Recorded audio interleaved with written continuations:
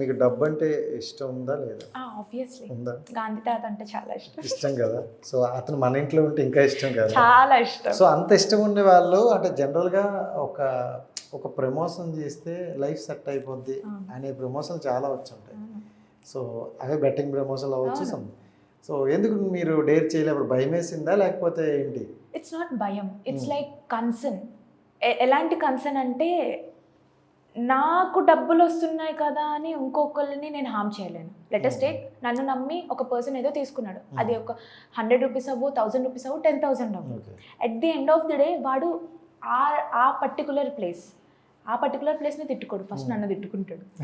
శాపనార్థాలు నాకు వస్తాయి ఫస్ట్, తర్వాత వాళ్ళకి వెళ్తాయి. అరే ఈ పిల్ల చూసే కదా నేను వెళ్ళాను, ఇలా మోసపోయాను అని.